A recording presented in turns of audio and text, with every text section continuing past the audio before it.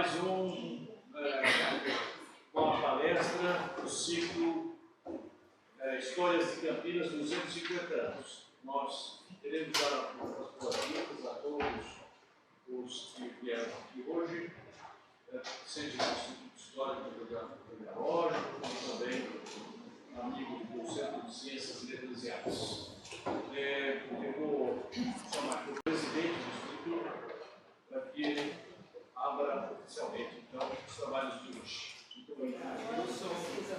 Adilson, eu sou o presidente do Instituto Histórico, Geográfico e Genealógico de Campinas.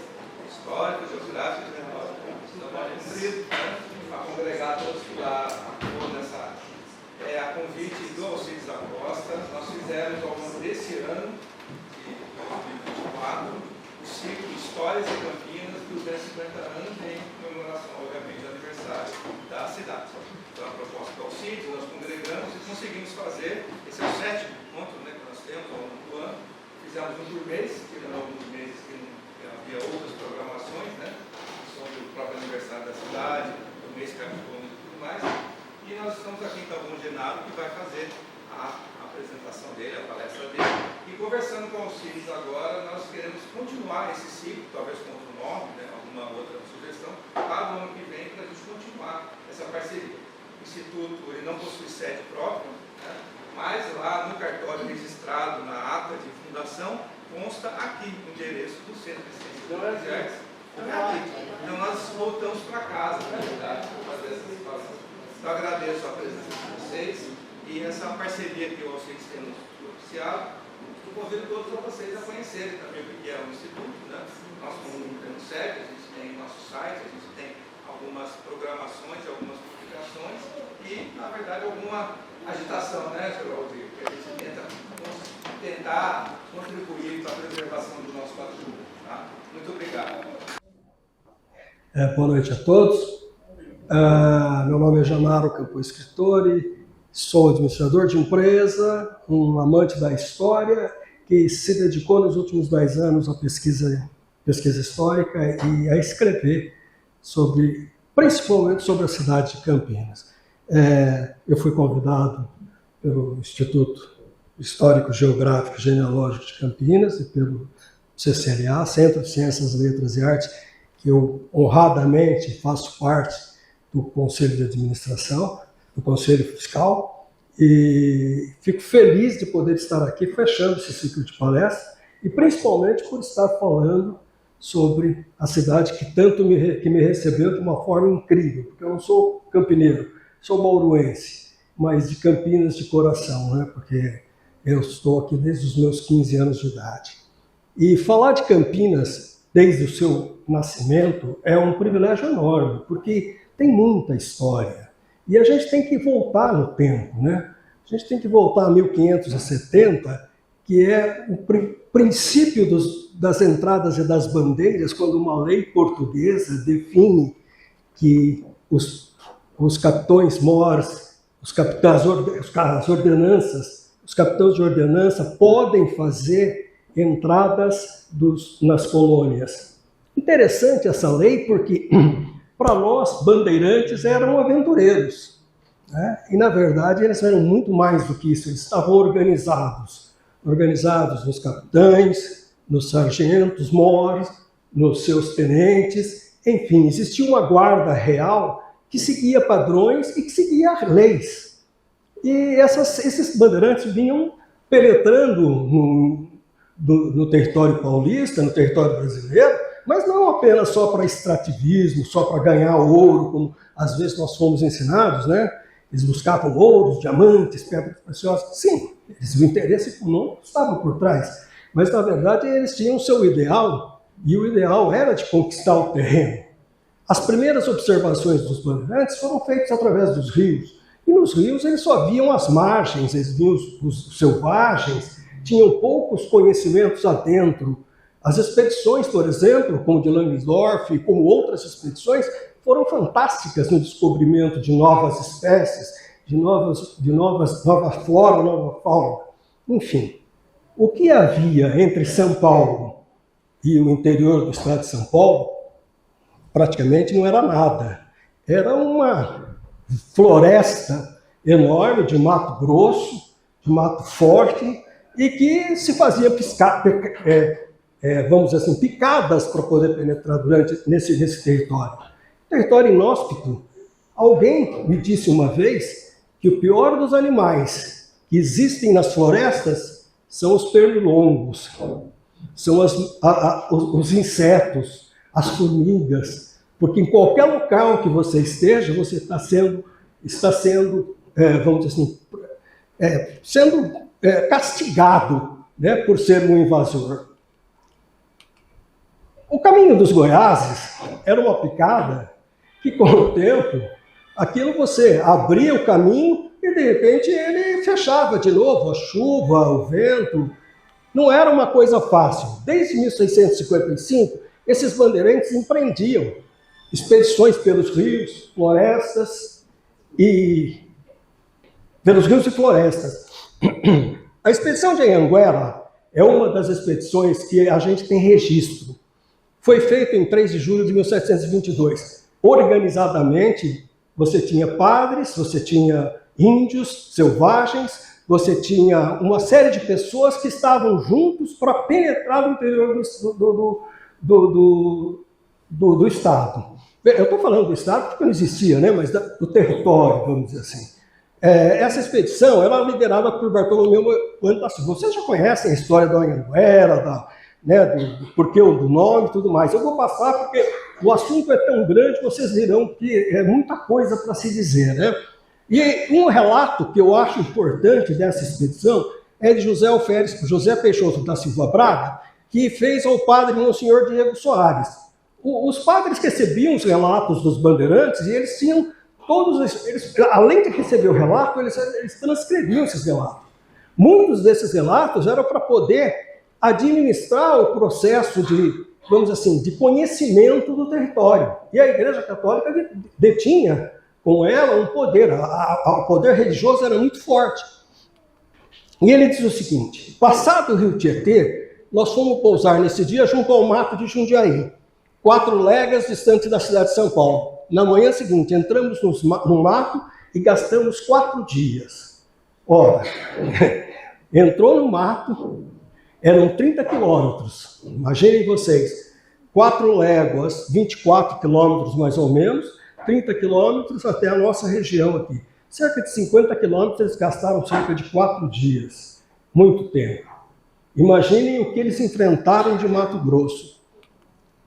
O bairro começou a ser frequentado, começou a ser chamado de bairro do Mato Grosso de Jundiaí, em função de uma figura exponencial, que foi Francisco Barreto Leme.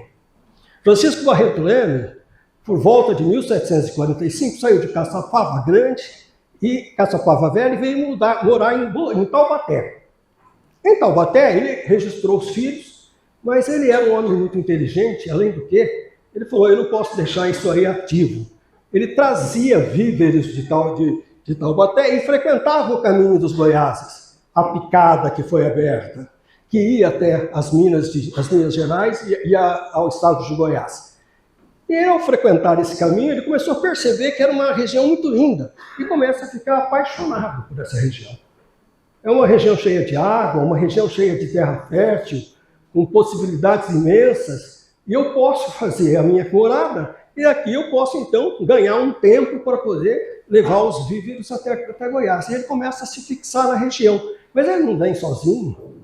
Ele vem trazendo com ele uma série de amigos e uma série de parentes. Entre eles, a gente pode destacar dois personagens. Bernardo Guedes de Barreto e Joaquim Guedes Barreto. Os dois são filhos.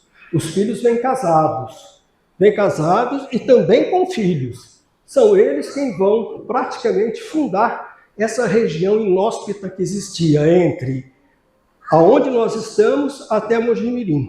Então você vai ter Jaguariúna, Fazenda Jaguari e uma série de outras, Guedes, Silveiras, toda essa parte, toda essa região era frequentada pela família de Barreto Leme. O bairro do Mato Grosso, a fundação e a instalação de um povoado no tempo colonial, necessariamente passava por 3 estágios. O primeiro estágio era a construção de uma capela com provisão de funcionamento, aprovado pelo governador do bispado. Se tivesse aprovação, faria a construção. Com a capela construída e em funcionamento, aí sim era elegida ou poderia se conseguir a freguesia. A freguesia era um título interessante, era aquele mais ou menos parecido com uma paróquia. E com a freguesia instalada, tudo correndo de acordo, a povoação, o povoado poderia então se tornar uma categoria de vila. Nesse bairro do Mato Grosso, no ano de 1767, imaginem bem, 1767, tinha 53 habitações e 265 moradores. Mas como é que a gente vai imaginar esse bairro? Todo centralizado? Não. Todo esparso em todas nas nossas regiões. Então imagine os roceiros, os fazendeiros, né, todos distribuídos, morando numa área maravilhosa, que não tinha nada. Barreto Leme já tinha uma amizade, uma comunicação com o Morgado de Mateus, que era o governador na época. Então ele, junto com esses fazendeiros, esses roceiros, afinal, esses roceiros não tinham nada como conviver. E de convivência social, o que sobrava? Somente a religião, a igreja. Né? Eles só se encontravam durante a missa, depois da missa, né? Um papo daqui, um papo dali, a fazenda dos gados, os casamentos, né? Os filhos, enfim. Dom Luiz Antônio de Souza Botelho Mourão, que era o Morgado de Mateus, ele tinha na verdade, ele tinha uma ideia. Ele queria o povoamento. Ele queria como nunca que você tivesse as vilas. Então ele incentivava as entradas, incentivava os tropeiros a que fosse forçado a essa convivência. Os nossos amigos aqui do bairro do Mato Grosso iam para Jundiaí. Eram 30 quilômetros de cavalgada para ir assistir a missa. Eles queriam mais do que isso, eles queriam uma capela. Então eles fazem essa petição e dizem que solicitam uma petição para uma capela nos Três Campinhos. Esses Três Campinhos, eu acho que alguns de vocês já devem conhecer bem essa nominação Três Campinhos. Na verdade, o nosso querido prefeito de Campinas, Antônio Costa, ele tem uma obra fantástica que eu tive a oportunidade de pesquisar. E ele tinha tanto interesse em descobrir quais eram os Três Campinhos, que ele chegou a fazer um contato com a Embrapa e, por satélite, ele tentou mapear para ver se conseguia. Na verdade, existiam 3 pousos, 3 locais onde os animais se alimentavam. O primeiro era ali perto do Laurão, o segundo era um local de pouso que era onde nós estamos aqui, próximo à estátua de Carlos Gomes ali, era muito rica em a vegetação para os animais, e o terceiro no Largo do Capim, o famoso Largo Santa Cruz, aonde então os animais já se alimentavam e dali já seguiam pelo caminho do Goiás em direção ao Mojimirim. O governador do bispado, quando recebeu a petição, falou: olha, tem condição não. A verdade é a seguinte: o local é um local ermo, não temos muita condição de ter muita coisa ali, é impossível da gente ter uma capela naquele local. O governador do bispado, então, Antônio de Toledo Lara, ele autoriza que padres itinerantes venham rezar a missa ali. Então, mesmo na pousada dos tropeiros, os padres lá paravam, etc. e tal, para rezar a missa. Com isso, eles foram angariando recursos para construir a capela. Essa capela, Francisco Barreto Leme era o único daqueles homens que fez a petição que tinha algum poder de ter e haver, né? Então ele doou 1 quarto de léguas, o que hoje daria por volta de 1,67 quilômetros quadrados, para a área onde seria construída a capela. Capela no centro, e ao redor, então, estaria o rocio, que a gente chama em português de Portugal, que é um local onde usava-se doar terras para quem, por exemplo, tivesse a possibilidade de doar serviços públicos, né? Então, por exemplo, tinha lá um farmacêutico, ele poderia morar naquela área, ele ganhava a terra, ele tinha uma terra para poder construir a casa. 14 de julho de 1774, conta o Frei Antônio de Pádua, um dos primeiros sacerdotes a ficar em Campinas, né, que a capela capela interina tinha sido construída. Essa capela interina, gente, agora só por curiosidade, ela é um patrimônio aqui do Centro de Ciências, Letras e Artes. Esse quadro é um quadro de Salvador Caruso. Salvador Caruso era um professor da escola normal que gostava muito de canto lírico e até parecido, que nem o seu Alcides, né, nosso presidente, ele gostava muito de lírico. Era um tenor muito bom, por sinal. E Salvador Caruso fez várias, vamos dizer assim, exposições aqui no Centro de Ciências, Letras e Artes, em 1930, 1939, 1940. E esse quadro acabou sendo doado para a nossa Pinacoteca. Mas ele trouxe um problema muito sério, porque os historiadores começaram a debater como é que era a capela interina. Era nessa capelinha de sapê, né? Porque está retratada uma capela de sapê, o povo não cabia lá dentro, tinha que ficar para fora. E Celso Maria de Melo Pupo, um homem fantástico, um historiador fantástico, dizia o seguinte: a capela não era tão pequena. A capela era muito mais do que um quadro do Salvador Caruso, era muito mais que isso. Ela era uma capela grande, com telhas, uma capela que abrigava as pessoas dentro dela, né? Que tinha condição de assistir à primeira missa. Francisco Quirino dos Santos, quando narra a primeira missa, também narra uma capela diferente. Enfim, como essa é a única das paisagens que se pode ter na imaginação do popular da capela, ela acabou ficando como, então, a capela interina. A matriz de Santa Cruz teria que ser construída. Aquela capela era interina. Então, Barreto Leme começou a pedir aos fazendeiros que tivesse tempo, dinheiro, para poder construir a matriz de Santa Cruz. E a matriz de Santa Cruz ficaria exatamente onde está hoje a estátua de Carlos Gomes. Para ser feita essa matriz, os fazendeiros saíam da roça depois do trabalho e iam trabalhar na construção da igreja. Enfim, foi levantada a igreja e em 25 de julho de 1781, o Frei José de Monte Carmelo, que era de Itu, um frei que nós vamos aprender sobre ele muito, mesmo porque ele vai ter um papel político muito interessante, né? Frei José de Monte Carmelo vem e translada a imagem da padroeira e no dia 26 de julho é feita, então, a inauguração com uma missa da capela da construção da matriz de Santa Cruz. Isso posto, o que acontece? Em 1782, 9 meses depois, parece que a missão de Francisco Barreto Leme tinha se concretizado. O corpo dele é depositado, então, na capela, na matriz. Ou até hoje, vocês entram ali na Igreja do Carmo, vocês verão que existe lá uma indicação de que Barreto Leme foi sepultado na matriz.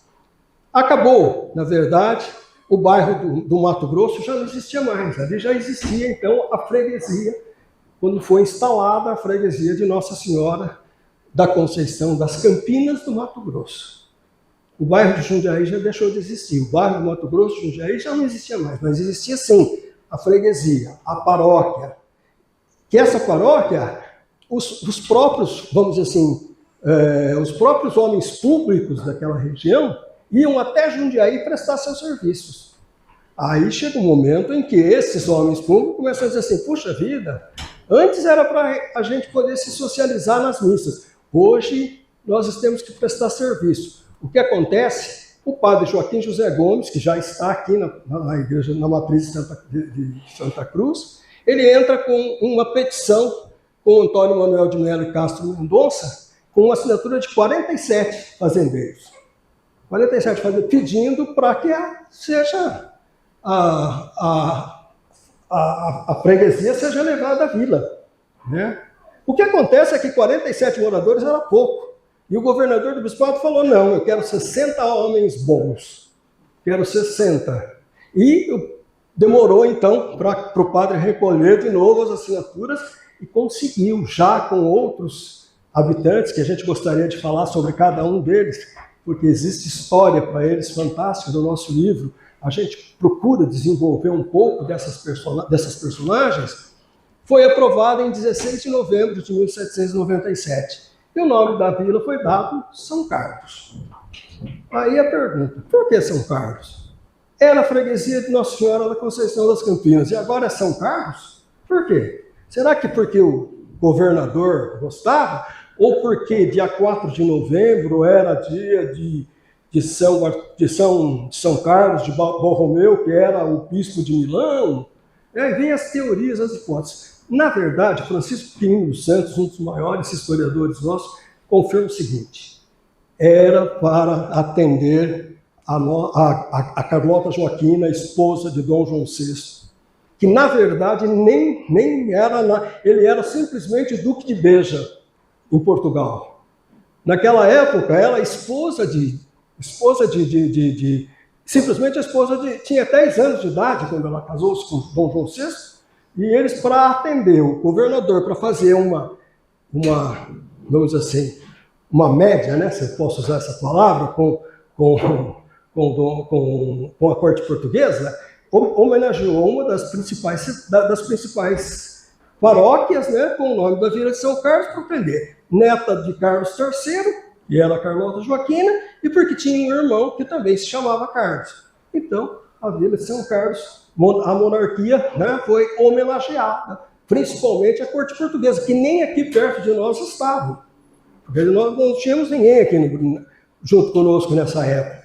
Ela nem consumido praticamente o casamento, acho que já estava consumindo o casamento com Dom João VI, mas Dom João VI não quis aceitar nem o cargo de príncipe regente na época, porque a mãe dele estava doente e ele não quis nem aceitar o cargo. Só foi aceitar depois quando ele viu que não tinha mais jeito mesmo, aí que ele aceita o cargo para ser príncipe regente de Portugal. Aprovada a vila, foram eleitos então os conselhos, né, o conselho administrativo da vila, e esse conselho foi formado o juiz ordinário e o juiz companheiro. O juiz ordinário, o capitão José de Camargo Paes, e o juiz companheiro, o doutor José Barbosa da Cunha. Os vereadores Francisco de Camargo Pimentel, Bernardo Guedes Barreto, filho de Barreto Leme, e José da Rocha Camargo. E para procurador do conselho, José Gonçalves César. 16 votos. Na verdade, de 1798 a 1808, foram 10 anos de crescimento modesto para aquela vila. A Vila de São Carlos produzia açúcar, algodão, milho e feijão. Um pouco de pecuária. Nada mais do que isso. Uma pequena vila, que não tinha muito. Mas um fato inusitado acontece. Ao problema da Europa, a invasão de Napoleão e a vinda da família real para o Brasil. No dia 28 de janeiro de 1808, desembarca em Salvador a família real. 6 dias após o desembarque, é outorgada a primeira Carta Régia. A primeira Carta Régia muda totalmente o conceito comercial da Vila de São Carlos. O açúcar da Vila de São Carlos não precisava mais passar pelo porto, não precisava mais sair dos Santos e ir até o porto para depois ser comercializada com outros países. Não. Já podia automaticamente, daquele momento em diante, comercializar diretamente com todos os outros, com os outros países que tinham relações comerciais com Portugal. A família de Dom João VI muda o conceito de corte no Rio de Janeiro. E também muda o conceito de corte, muda o conceito da Vila de São Carlos. Bom, até aí nós estamos falando de comércio, tá, mas nós também recebemos também um input de fora do país, né? As mudas de cana, por exemplo, que nós tínhamos aqui, que nós desconhecíamos, não eram as melhores. Nós tínhamos uma cana pobre. A gente vai descobrir a cana caiana, branca, que dá um rendimento fantástico através dessas importações. Então a Vila de São Carlos começa a se movimentar a partir da vinda da família real. Dentro desse contexto, a gente vai ter meu primeiro grande herói, eu vou dizer assim porque é verdadeiro, um homem que era paulistano, mas que na verdade era campineiro, porque ele tinha um amor por essa região da vida de São Carlos e ele não aprendeu, ele não chegou a conhecer a cidade de Campinas. Ele conheceu a freguesia e ele conheceu a vila de São Carlos, porque ele morreu em 1843. Então não deu tempo dele conhecer a cidade de Campinas, porque a cidade de Campinas não era Campinas, era a vila de São Carlos. O padre Diogo Feijó é uma figura fantástica, né? Para a gente poder ter um breve entendimento dele, a gente tem que perceber um pouquinho a história que Monsenhor Luiz Castanho de Almeida, o famoso Luiz de Almeida, membro do Instituto Histórico, fundador do Instituto Histórico e Geográfico de Sorocaba, ele contava sobre o padre Feijó. Ele dizia que durante esse período em que o padre Feijó esteve em São Paulo, por volta de 1800, existia matriculado no curso de Humanidades 4 grandes personagens. Joaquim Antônio de Melo, Francisco de Paula de Souza Melo, foi o primeiro-ministro em 1948 do Brasil, e Joaquim Antônio de Melo foi o 7º bispo de São Paulo. Rafael Tobias de Aguiar, presidente da província de São Paulo, e Diogo Antônio Feijó. Esses 2 primeiros, Joaquim Antônio de Melo e Francisco de Paula de Souza Melo, são conhecidos os padres do patrocínio, que aprenderam muito de Frei José de Monte Carmelo. Foram educados não só na prática religiosa, mas também na prática política e na prática ideológica. Eles receberam de Frei José de Monte Carmelo, assim como Diogo Feijó, todo um começo para os ideais políticos deles. Uma linha do tempo do padre Diogo Antônio Feijó, que eu acho que é curioso, mas eu acho que a gente precisa falar um pouco, é que Feijó foi batizado no dia 17 de agosto de 1784, na Catedral da Sé em São Paulo. Na verdade, ele foi exposto, esse termo é usado, para aquelas crianças que eram abandonadas, tanto dentro da Igreja Católica, nos seminários, nos colégios, como na casa do padre Fernando Lopes de Camargo. Fernando Lopes de Camargo recebeu a criança, segundo a narrativa dele, e cuidou dela por um tempo junto com Maria Gertrudes. Dona Maria Gertrudes era casada com Miguel João Feijó. Por isso, como eles eram padrinhos de Feijó, acabaram lhe dando o nome de Diego Antônio Feijó. Uma criança rejeitada, exposta, que começa então a conviver com a família Camargo. A mesma família Camargo que está aqui em Campinas, cujo tio era Joaquim dos Santos Camargo. Esses Camargos é quem atenderam e receberam Feijó. Então Feijó tinha uma ideia de Campinas como se fosse um pouco da família dele. Tanto que ele dizia que ele verbalizou isso, que a Maria Joaquina Soares de Camargo era sua mãe. Ele chamava de mãe, né? Então vocês vejam que existe todo um processo de afetividade enorme de Feijó com a Vila de São Carlos. O Instituto Histórico Geográfico, voltando de novo, existe um volume da revista do Instituto Histórico Geográfico, que é o volume 84, de 1989, ele tem 253 páginas, essa revista. 163 páginas fala sobre Feijó, com vários autores. Autores fantásticos, como Célio Debes, por exemplo, como o nosso querido Celso Maria de Melo Pupo, que é autor de um dos textos. E quem quiser, interessado, conhecer a vida de Feijó, tem que necessariamente conhecer esse volume da revista do Instituto Histórico, porque lá é que está exatamente quase toda a biografia de Feijó. Feijó, ordenado em diácono em 1803, ele está listado nos maços da população. Maços de população eram listas censitárias que os capitões de ordenanças que viviam em cada vila redigiam à mão, habitante por habitante.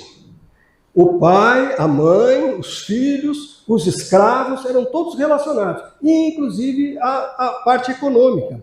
até o que era produzido. Produzia cana, produzia açúcar, produzia aguardente. Então, na verdade, esses maços da população são um material de muito valor para quem gosta de pesquisa e que pode pesquisar até online hoje, porque hoje esses maços da população estão disponíveis na internet, viu? Isso aí não precisa muita coisa não, basta fazer um registro no arquivo do Estado de São Paulo e você vê todos os habitantes da cidade de Campinas daquela época. E a gente vai ver que Padre Feijó, ele está ordenado diácono em 1803, em 1804 ele já está vistado nesses maços. Em 1806, ele continua residindo em São Carlos, sem escravos e vivendo de esmolas.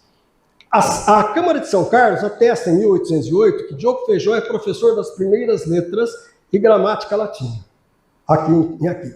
Após a sua ordenação em 1809, ele já está com 12 escravos recebendo recursos da ordem eclesiástica e de 1808 a 1819, Feijó dá aulas em São Carlos, Parnaíba, São Paulo e Itu. Então ele era além do padre agrícola que ele era, do padre que ensinava, ele saía para outra cidade, não ficou só na área de São Carlos, né?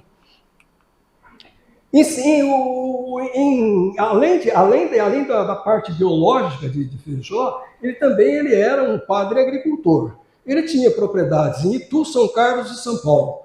Em Itu, o padre Feijó iniciou alguns experimentos com plantação de chá e com olaria, com produção de telhas e tijolos. Em São Carlos, ele tinha chácara com milho, feijão e alguma pecuária. Em São Paulo, uma chácara na Água Branca. Em 10 de fevereiro de 1818, ele faz um sermão aqui na Igreja Matriz de Santa Cruz, muito interessante. É um sermão pelas exéquias de Dona Maria I, que tinha falecido, e pela aclamação de Dom João VI como príncipe regente. Ora, Feijó já tinha uma certa notoriedade e aumenta com esse sermão, inclusive com repercussão na corte. E então, ele no ano de 1821, já como deputado por São Paulo, ele recebe a atribuição de participar na confecção da Constituição de Portugal, Brasil e Algarves. Diogo Feijó foi listado como morador da vila de São Carlos até 1822. Quando ele vai para as cortes portuguesas para trabalhar com a Constituição de Portugal, ele passa a administração dele para Raimundo Alves Santos do Prado Leme. Foi o primeiro capitão, filho do primeiro capitão morte da vila de São Carlos. Isso aqui tem uma história interessantíssima, mas eu deixo para vocês pesquisarem no meu livro, porque conta a história de como foi a eleição do primeiro capitão mor da vila de São Carlos. Os deputados brasileiros, em 5 de outubro de 1822, eles deveriam assinar e jurar a Constituição portuguesa e brasileira. Mas vejam bem, nós estamos falando de 5 de outubro de 1822. A independência foi no dia 7 de setembro de 1822. As cartas recebidas por Dom Pedro I, que lhe deram uma certa verve, ferveu o sangue de Dom Pedro I e que fez com que tomasse posição de separação contra a separação de Portugal, já havia acontecido. Acredito que os deputados brasileiros que estavam na corte portuguesa já sabiam desse fato. Tanto que, por discordar e por ter um mau tratamento nas cortes portuguesas, eles não aprovaram a Constituição portuguesa. E que fizeram simplesmente, eles se embarcaram para o condado de Cornwall, na Inglaterra, e o que deu à imprensa de Lisboa um prato cheio para dizer que os deputados brasileiros haviam deserdados, ou seja, a deserção dos deputados brasileiros. Na verdade, foi um golpe político do tipo, nós não assinamos, nós não estamos bem aqui, nós estamos bem com Portugal, estamos bem com o Brasil, vamos embora para o Brasil. E o que acontece é que em dezembro de 1822, os deputados brasileiros desembarcam em Pernambuco. E o que tem em Pernambuco quando eles desembarcam? Um quadro de distúrbio pelo Nordeste brasileiro, em diante dos portugueses, dos conservadores, que já não aceitando aquilo que estava acontecendo na corte, com a separação de Brasil e Portugal, e Feijó comete um pequeno equívoco. Ele começa a ser simpatizante desses primeiros portugueses, porque ele ainda acreditava que poderia haver um reatamento entre Dom Pedro e Portugal. Então ele fica uma certa, vamos dizer, prevalecência com os conservadores. Esse fato não atrapalha Feijó. Ele vai desembarcar em março de 1823 no Rio de Janeiro e recebe de José Bonifácio e Dom Pedro I bastante afetuosidade, inclusive recebendo até Dom Pedro oferecendo a ele certos cargos canônicos que ele simplesmente passou por cima, né? Aí ele volta para Itu, ele vai morar em Itu. E lá em Itu, ele vai acontecer um fato muito interessante. Quando ele retorna a Itu, José Bonifácio manda uma circular, na verdade uma portaria reservada e assinada por José Bonifácio para vigiar Feijó. Exatamente pelo fato que ele lá no Nordeste ter mostrado uma certa simpatia com os conservadores. Isso para Feijó foi morte. A hora que ele soube, a hora que ele tomou consciência que Vicente Góes e Aranha, que era o capitão-mor de Itu, o estava, vamos dizer assim, praticamente vigiando Feijó ficou muito, muito bravo. Isso vai causar, vai gerar uma animosidade muito grande entre as figuras do ministro da corte, José Bonifácio, e Feijó. E isso vai para o resto da vida, porque ele vai levar isso com o tempo. Então o patriarca José Bonifácio vai ter com Feijó uma divergência enorme durante todo o tempo. Divergência que colocaria eles em disputas políticas pessoais, com a participação de muitas figuras importantes do Império, como o próprio Dom Pedro I.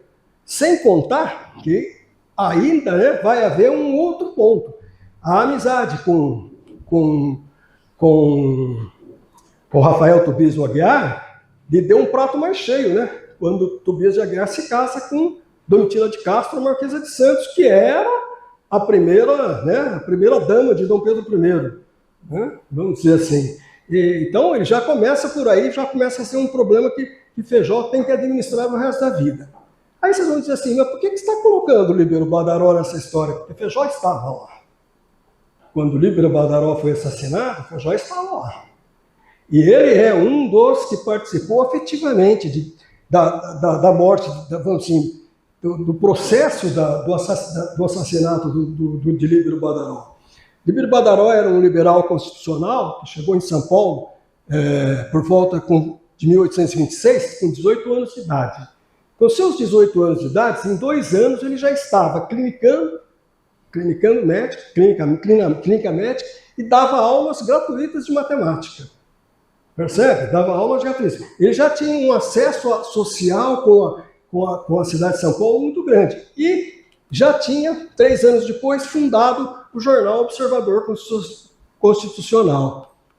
No dia 20 de novembro de 1830, Líbero Badaró sai da cidade de São Paulo e vai para a casa dele, na rua São José, que hoje se chama Rua Líbero Badaró. E ao chegar próximo da casa, ele foi abordado por 4 alemães e com pretexto que eles iriam entregar correspondência de Japiaçu, do ouvidor Cândido Ladislau Japiaçu, para ele. Só que, na verdade, os 4 alemães, um deles saca de uma arma, dá um tiro, e esse tiro, não sei se por uma falta de pontaria ou talvez porque quisesse dar um susto, né? E errou, só que esse susto acaba apegando a veia femoral e na parte ilíaca. E o que acontece é que ele vai ter uma morte lenta e triste, porque agonizante, porque vai perdendo sangue até morrer, né? E Feijó, suas palavras finais, que foi publicado no próprio Jornal Constitucional, né, no Observador Constitucional, dizia o seguinte: pouco antes de morrer, as palavras dele foram as seguintes: morre um liberal, mas não morre a liberdade. E ele sabia que ele ia morrer, que não ia ter como ele morrer. Líbero Badaró, a morte do Badaró, o motivo da morte do Badaró é uma coisa interessante. Em um dos artigos públicos do Observador Constitucional, o Badaró havia, não só pejorativamente nominado o autor, o ouvidor Japiaçu, de Calígulazinho, mas ele vinha com frequência instigando os estudantes de direito com relação ao ouvidor, que era um conservador, que era um autoritário e que tinha, né, que não justificava um crime de assassinato desse tipo. O que acontece é que a população fica revoltada, a população fica muito revoltada e os assassinos foram detidos. E a suspeição toda foi em cima de Japiaçu. E Japiaçu, no desespero, porque a população foi para cima dele, queria matá-lo mesmo, né? Ele foi se refugiou na casa do comandante da guarda. E quem estava na casa do comandante da guarda para tentar resolver essa parada? O governador interino da província, que era o bispo, Manuel Joaquim Gonçalves de Andrade, o padre Diogo de Feijó e o comandante da guarda. Testem a seguinte estratégia interessante. Olha, ele vai ser preso, vocês fiquem tranquilos, ele vai ser preso, vai ser encaminhado ao Rio de Janeiro, os guardas já estão todos aqui, e vocês fiquem tranquilos que ele vai sofrer o processo correto, vai ser julgado e tudo mais, sem problema nenhum. A multidão enfurecida conseguiu dar uma melhorada e deixaram com que o ouvidor Japiaçu fosse levado então para o Rio de Janeiro. Lá no Rio de Janeiro, adivinha quem foi o advogado de defesa de Japiaçu? Nada mais, nada menos que José Bonifácio de Andrade, né? José Bonifácio, que é o grande patriarca.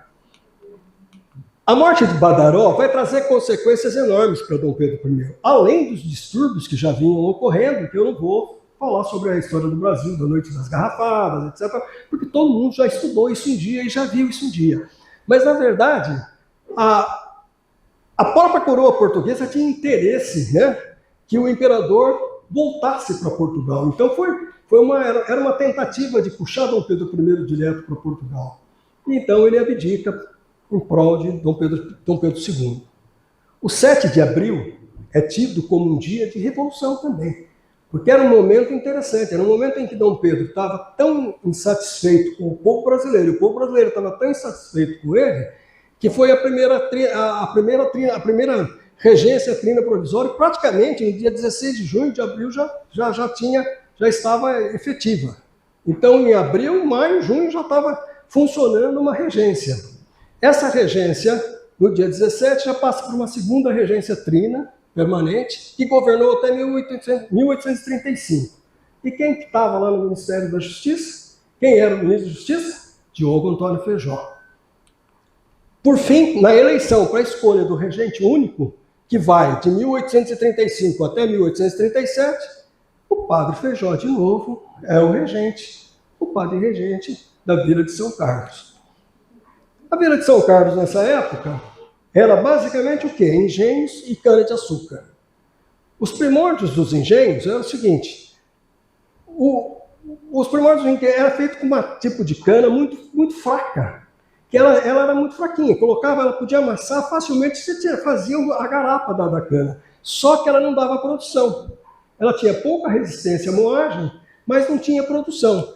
Quando a gente descobre a cana caiana, você tinha, por 1,7 de metros quadrados de cana plantada, você tinha 50 a 60 arrobas de produção de cana, de açúcar. O equivalente a 735, 800 quilos, mais ou menos. Com a cana caiana, a gente produzia 200 a 300 arrobas, ou mais ou menos 2.900 a 4.000 quilos de açúcar. É um absurdo o que se produzia com a cana caiana.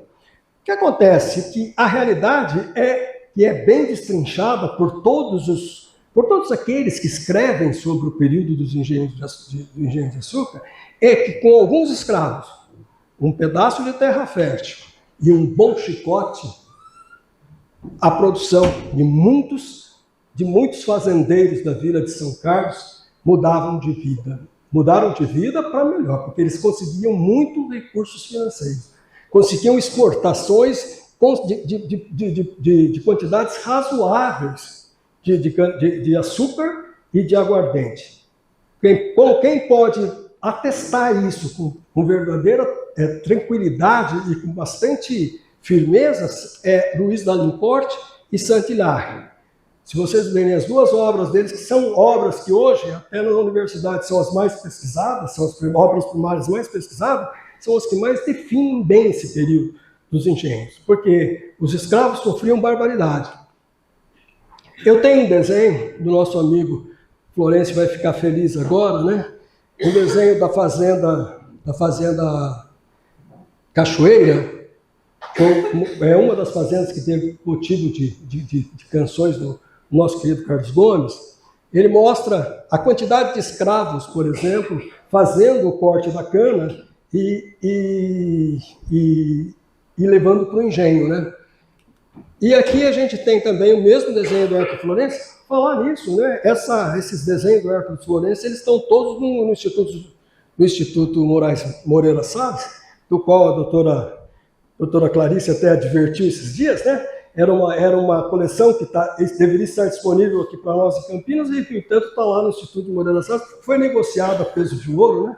Então já a família perdeu a condição de deixar com que isso estivesse mais próximo da gente aqui. Um dos engenhos de deitado, que a gente chama, né? Segundo o Dr. Ricardo, esse não é um engenho deitado, esse? Acho que, não sei se eu estou me equivocando, estou? Não, né? É o engenho deitado que vai fazendo a moagem da cana e soltando a garapa. A cana-de-açúcar não dava muito espaço para o café.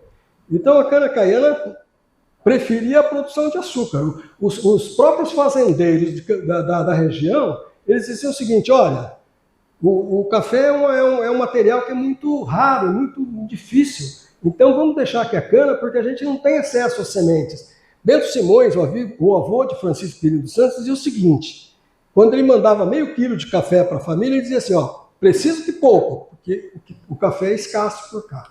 O nosso famoso Joaquinzinho da Botica, Joaquim Corrêa de Mello, um ilustre boticário campineiro, que também mereceria horas para a gente falar sobre a vida dele, ele trazia a seguinte narrativa: na cidade de São Paulo, e provavelmente em toda a província, até os 2 primeiros terços do século passado, o café não era conhecido senão como medicamento, e como tal receitado em farmácias, aos enfermos, e só se encontrava nas boticas. O café começa a percorrer um caminho, praticamente no Brasil, a partir de 1774, no Maranhão, pelas mãos de João Alberto do Castelo Branco. Ele que traz essas primeiras sementes para o Rio de Janeiro, que são plantadas nas cercas dos Barbudinhos, no Rio. Esse café, ele vem para o Vale do Paraíba e em seguida ele se espalha para São Paulo. Entre 1809 e 1835, a Vila de São Carlos apresentava, olha que coisa interessante, 93 engenhos de açúcar contra 9 fazendas de café. O Vale do Paraíba, que já conhecia o café, apresentava mais de 800 fazendas de café, distribuídas pelas suas cidades com 28 engenhos de açúcar. Essa estatística não é minha, é de Daniel Pedro Miller, primeiro engenheiro estatístico que montou um quadro estatístico brasileiro. Ele coloca isso bem. Então, entre 1835, que é a publicação de Daniel Pedro Miller, a gente não tinha nada, só tinha... Na cidade, na Vila de São Carlos, a gente só tinha engenho, não tinha café, né? O doutor Ricardo Gamblet Daunt, um dos outros historiadores em que eu também tenho muita fé nas suas descrições, em suas reminiscências, ele fala o seguinte: os senhores de engenho, nesse tempo, tiveram um grande desprezo à cultura do cafeeiro, que eles reputavam ser um ramo apenas de quitanda, não obstante a aceitação que em pontos da província do Rio de Janeiro esta nova lavoura tinha adquirido. Mesmo sabendo disso tudo, né, ele dizia o seguinte: o café aqui para os fazendeiros de Campinas não era nada bom. Mas a realidade é que existe um fato que há no meio desse caminho, que é a revolta liberal. A revolta liberal é um movimento que foi concebido por um grupo de gente ainda no banco de escolas, como o Marquês de Barbacena, Evaristo Veiga, Francisco Álvares Machado Vasconcelos, médico e sogro de Hércules Florencio. Aqueles que nós vimos no desenho. Hércules Florencio vai estar muito próximo daqui, durante o tempo todo, na revolta liberal. É um dos ativos que está em ativo, né? E o padre Diogo Feijó e Rafael Tobias de Aguiar. Esses são os que elaboraram esses planos. Esses grupos de amigos, eles tiveram presente em mais de um evento. Eles estão em eventos de 7 de setembro de 1822, no de 7 de abril e também na revolta liberal. Os desmembramentos da revolta são os gatilhos. O que aconteceu para que acontecesse essa revolta? A declaração da maioridade de Dom Pedro em 23 de julho, a sanção da lei que criava o Conselho de Estado, que era o poder moderador, a lei da reforma do Código Penal, as irregularidades que aconteceram nas eleições providenciais de 1º de maio de 42 e a dissolução da Câmara dos Deputados, porque realmente foi dissolvida. Dom Pedro dissolveu a Câmara dos Deputados. E as novas instruções que engessavam o procedimento nas eleições provinciais. Na tentativa de acalmar os ânimos, o barão de Monte Alegre, José de Castro Carvalho, então, eleva a vila de São Carlos e a vila de Sorocaba à cidade, por esse decreto-lei, 181, de 5 de fevereiro de 1842. Tivemos enfrentamentos em Sorocaba, quando houve a prisão. O padre Diogo Feijó estava lá, próximo, com a ajuda de amigos, ele dirigiu o Jornal Paulista, junto com o Hércules Florencio, que tinha levado daqui para lá, no lombo de burro, um cavalete de tipos, e produziu o jornal lá na cidade de Sorocaba. No dia 17 de maio, na Câmara Municipal, Rafael Tobias Aguiar foi declarado presidente de província de São Paulo, com a justificativa que o imperador estava sendo coagido por uma facção. E em Campinas, o combate de Venda Grande, o que a gente costuma dizer, anualmente, na data de 7 de junho, nós, do Centro de Ciências, Letras e Artes, costumamos fazer uma rememoração desse fato, quando os liberais, representados por Antônio Joaquim Viana, Antônio Manuel Teixeira, enfim, vários deles, realmente se enfrentaram com o corpo de guarda permanente do Exército. Esse combate da Venda Grande é muito extenso para que a gente fale sobre ele, mas eu deixo aqui um convite para que no próximo 7 de junho vocês possam acompanhar conosco um pouco das memórias que nós temos do combate de Venda Grande.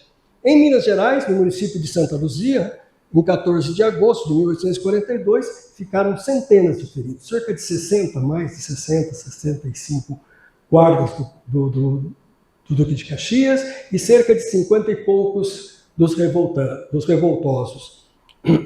O movimento liberal encerrou-se com perdão concedido aos líderes, reconhecendo os erros que cometeram na tentativa de buscar o melhor para o Brasil e suas províncias. Na verdade, eles estavam brigando, mas todos eles estavam pelo mesmo objetivo, era manter a fidelidade a Dom Pedro II. O café começa a desenvolver a partir de 1840, 1852. O fato dessa revolta liberal, como consequência, foi o desenvolvimento do café. Porque o café teve a partir de 42, começa a tomar corpo na cidade de Campinas. Dois reverendos metodistas que fizeram uma viagem à região diziam o seguinte: eles parecem, quando eles chegaram depois de 160 quilômetros de cavalgada, que eles viram as plantações de café, eles falavam assim: puxa, parece um prato gigante de vegetais verdes. E a gente olhando daqui e ali, a gente via casas brancas dos fazendeiros curtindo aquele prato, aquela imagem verde. Era um contraste muito interessante. E a partir de 1850 a 1870, a produção agrícola de São Carlos era de pouco menos de 7 toneladas de café, sendo que tinha 28 engenhos ainda produzindo açúcar e café. Uma cidade que tinha 8 mil habitantes e 12 mil cativos. O café e o açúcar era transportado em lombo de voar para exportação em Santos. Não tinha como, não. A gente não tinha ainda estrada de ferro, a gente carregava com os voares. E do Arraial de Cubatão em diante só tinha uma maneira de transporte, o lombo dos voares. Um caminho que eles perseguiam na calçada do Lorena. A calçada do Lorena, quem já teve a oportunidade de passar nessa estrada sabe o quanto ela é difícil, estreita, com precipícios, etc. E tal. No ano de 1872, veja bem, a produção de café subiu para 1.350.000 arrobas, cerca de 19 mil toneladas de café produzidos na nossa região. Sendo que no primeiro trimestre, nos 2 primeiros trimestres, isso aí tudo foi transportado até Valinhos ou a Jundiaí no lombo de muar, no lombo de burro, no lombo de carroça, em carro de boi. Porque a estrada de ferro não chegava até aqui. A estrada de ferro só vai chegar aqui em agosto em diante, de 72. A gente perde um pouco o conceito da época, né? Mas a fazenda de café, e agora eu vou trazer uma coisa interessante para vocês, não sei se vocês conhecem heliogravura, mas é um processo que se faz com fotografia, foi feito por um professor alemão, e esse professor alemão, ele conseguiu criar uma heliografia talvez de uma gravura ou de uma foto, e que está publicado num livro muito raro, chamado O Brasil Ilustrado por Gravuras. Esse livro ele se encontra na Biblioteca Nacional, e eu consegui, através da Biblioteca Nacional, esse exemplar dessa fazenda de café, onde a gente pode observar essas cabecinhas aqui são escravos, olha, preparados para recolherem o café no terreiro na manhã. É uma foto, é uma imagem que eu acho interessante, e essa fazenda é uma fazenda de café em São Paulo. A gente só não sabe a localização exata, mas é uma fazenda de café em São Paulo, provavelmente batendo com a época, que é 1883, provavelmente na região de Campinas. Isso eu não tenho a menor dúvida. De 1850 a 1870, nós temos um grupo de moços que eu costumo chamar de os moços de Campinas. Esses moços, eu coloquei colégio culto à ciência. Alguém aqui deve estar assustado e falou assim, o que tem a ver o colégio culto à ciência? Eu estudei lá. Não é o mesmo colégio culto à ciência. É um colégio culto à ciência diferente. No dia 1º de julho de 1856, esses moços de Campinas vão frequentar esse colégio chamado culto à ciência, que era de propriedade do bacharel Vicente Mamed de Freitas. Esse advogado formado na 24ª turma da Faculdade de Direito de São Paulo, ele arregimentava os moços de Campinas, Piracicaba, Amparo e São Paulo, que se juntaram nesse grupo para, nesse estabelecimento educacional, estudar para conseguir o acesso à Academia de São Paulo, à Faculdade de Direito. Em 11 de agosto de 58, esses moços fundaram a Associação Culto à Ciência. Associação. Se juntavam para estudar, para discutir, para debater, e em 10 de maio de 59, um jornal denominado Memórias da Associação Culto à Ciência. Um jornal interessantíssimo, do qual eu tenho alguns exemplares e quando eu leio, eu me sinto honrado de poder ter conhecido a cidade desses moços, né? Quem são esses moços de Campinas? A gente tem alguns. Américo Brasílio de Campos, ele era de Bragança Paulista, estava aqui perto da gente. Antônio Benedito Cerqueira César, Jorge Gero Cerqueiro Miranda, Prudente José de Moraes, que nasceu em Mairinque, mas morava em Piracicaba. Estava aqui com a gente o tempo todo, amigo constante de Manuel Ferraz de Campos Salles. Né? Francisco Quirino dos Santos, Bernardino de Campos, Francisco Rangel Pestana, João Quirino Nascimento, Antônio Carlos Moraes Salles e aqui Francisco Cristélio Cerqueira Leite.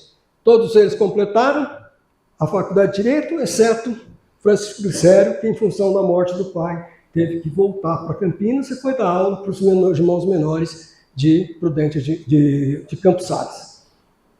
O sucesso de Carlos Gomes, foram esses moços, eu vou voltar de novo aqui, eu faço questão de voltar, para dizer o seguinte, esses moços aqui, ó, são esses moços de Campinas, são esses moços de Piracicaba que vão receber, em julho de 1859, Carlos Gomes em São Paulo.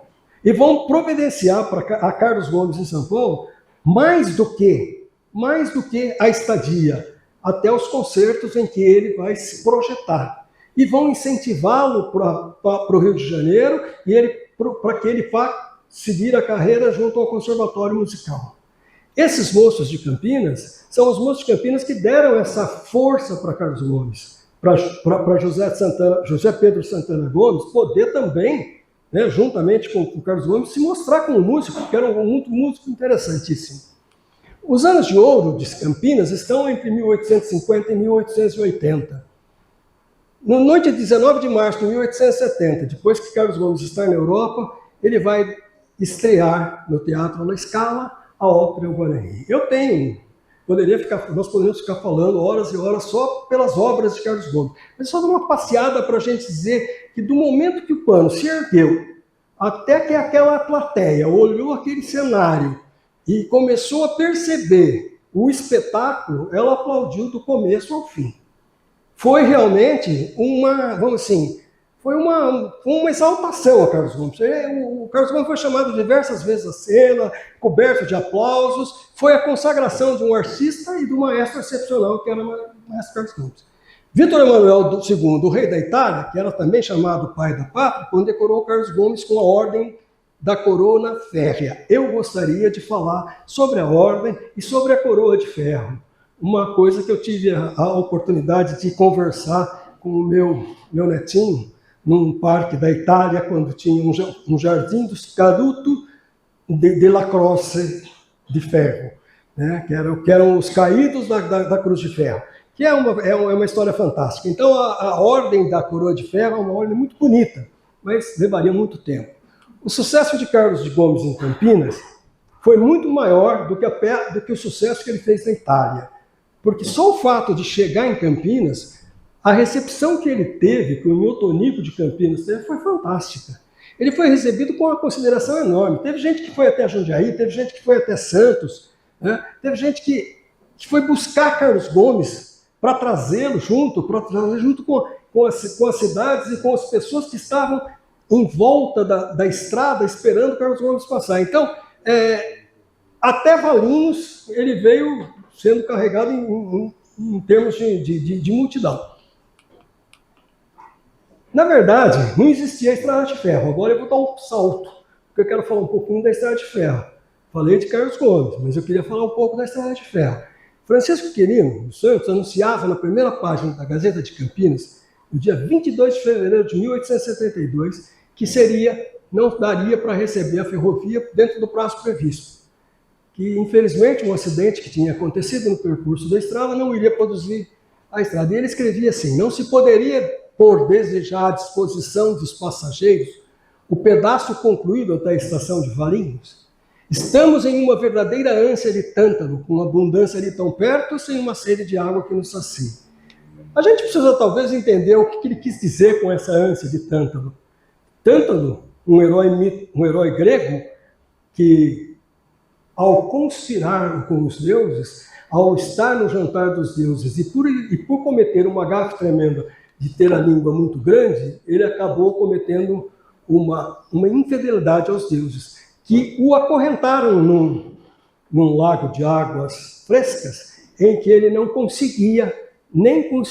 A água, quando ele pegava a água escorria das mãos, não conseguia chegar na boca. E chegava até os pontos que ele não conseguia beber a água. Então a água estava ali, ele com muita sede e não podia beber. Era isso que Francisco Quirino dos Santos queria dizer. A estrada estava até Valinhos e eu não conseguia chegar perto dela. Né? E ele dizia, por que não pôr à disposição, pelo menos os passageiros? Né? Mas a ferrovia chega. 8 meses depois, 6, 7 meses depois, finalmente chega, e ele, na primeira página da Gazeta de Campinas, em 11 de agosto, ele diz o seguinte: a iniciação. Esse artigo é um artigo que eu gostaria de passar uma hora falando sobre ele, porque existe tanta alegria, tanto despejo de felicidade por ter recebido a façanha da Estrada de Ferro, né? E ele chama atenção para os dois grandes líderes dessa conquista, o senador Joaquim Saldanha Marinho e o doutor Clemente Falcão de Souza. E Campinas está totalmente ligada ao mar, até Santos, e ao oeste, porque a partir desse momento, todas as outras vilas, todas as outras freguesias, todas as outras cidades passavam por Campinas para que o seu produto pudesse ser embarcado. Aqui eu vou falar apenas um pouco da República, né? E podemos afirmar que, eu vou dar um salto, a partir da instalação do Clube Radical em outubro de 69 e a fundação da Gazeta no dia 31 de outubro de 1869, começa-se então a ser planejado pelos moços de Campinas, aqueles moços de Campinas, a República. Esses jovens são formados na profissão jurídica, eles já estão atuando nas suas cidades, eles já estão trabalhando na área do direito. E eles estão inseridos no culto maçônico, liderado por Saldanha Marinho. Saldanha Marinho era o grande líder deles. E esse momento marcou o início formal da propaganda da República. A convenção do Partido Republicano, o Clube de Itu, 133 convencionais assinaram um pacto para a formação do Partido Republicano. É interessante que o nosso grande ídolo, o nosso grande herói e o nosso grande, vamos dizer, articulador da propaganda republicana não assinou o partido, não assinou essa convenção de Itu, porque ele não estava naquele momento lá, que foi Manuel Ferraz do Campos Sales. Ele não assinou. Mas assinaram lá Francisco Quirino dos Santos, Bento Quirino dos Santos e muitos outros campineiros. Nós temos uma lista, na minha obra eu publico os 133 assinantes da Convenção de Itu. Um outro compromisso firmado por esse pessoal da Convenção de Itu foi a realização do primeiro congresso do partido. Aí sim, nós estávamos integrantes dentro da comissão, destacaram-se 2 campineiros, Manuel Ferraz de Campos Sales e Américo de Campos. Quem eram os republicanos? Eu trouxe uma pequena foto, tentando trazer uma imagem desses senhores. Nós temos Jorge Tibiriçá Piratininga. Jorge Piratininga, que nasceu em Paris, era um francês, na verdade, de nascença, mas que era aqui de Itaici. A fazenda dos pais dele era ali para a região de Itu, perto de onde hoje está a igreja de Itaici. Campos Sales, Quintino Bocaiúva, um carioca. Abaixo, nosso Jorge Miranda, Francisco Glicério e Rangel Pestana, um paulistano, um carioca que se tornou paulistano e, consequentemente, depois veio namorar a irmã de Francisco Quirino dos Santos e acabou sendo praticamente morando em Campinas. Francisco Quirino dos Santos, Américo de Campos, Bento Quirino dos Santos e Bernardino de Campos. Os 2 eram irmãos. Esse, o grande amigo do nosso querido maestro, né, Carlos Gomes, e são republicanos que realmente deram então a sua vida na tentativa de organizar um novo movimento, que eu sei que muitos monarquistas dizem até hoje que foi um grande golpe, né? Mas na verdade foi de tal maneira tão pacífico e diante de um líder como Dom Pedro II, que aceitou sem querer derramar sangue de ninguém, sem querer que acontecesse nada de pior, e simplesmente se retirou de cena para que os republicanos pudessem, então, colocar em prática aquilo que eles achavam que era o melhor politicamente para o Brasil.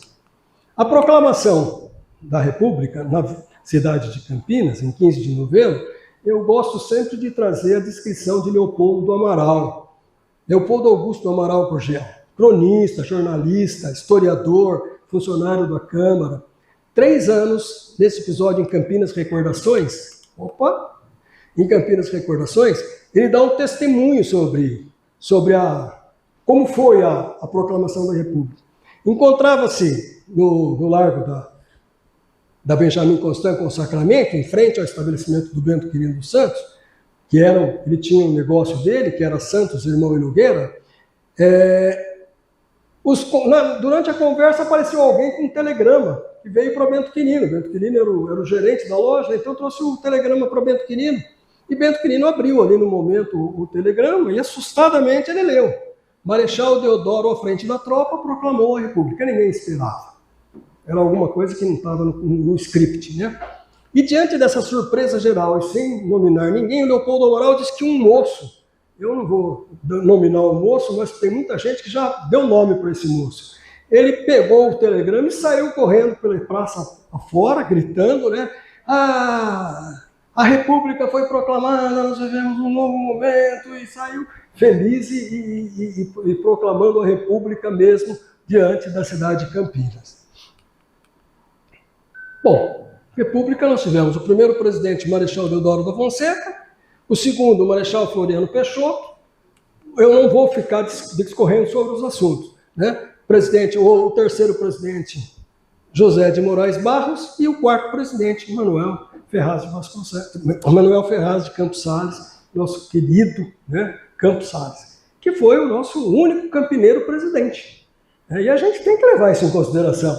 Não dá para a gente não pensar em homenagear esse tipo de situação, né? Dos primórdios da metrópole, Campinas se tornou uma grande cidade, né? Eu gostaria, gente, sinceramente, eu gostaria muito de falar sobre a fundação do Centro de Ciências, Letras e Artes. Eu gostaria de falar dos primeiros bairros, dos primeiros caminhos. Eu gostaria de falar sobre os primeiros movimentos da industrialização.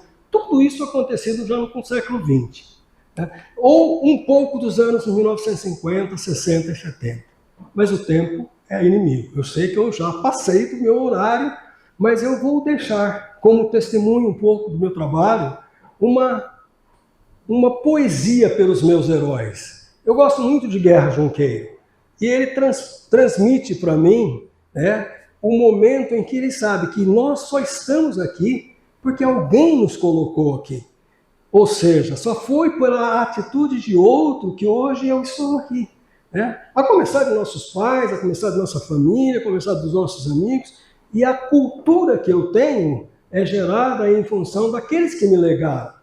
Então eu gosto muito desse poema de Guerra Junqueiro e vou encerrar a minha participação deixando que o próprio sotaque português diga um pouco sobre essa linda canção de batalha.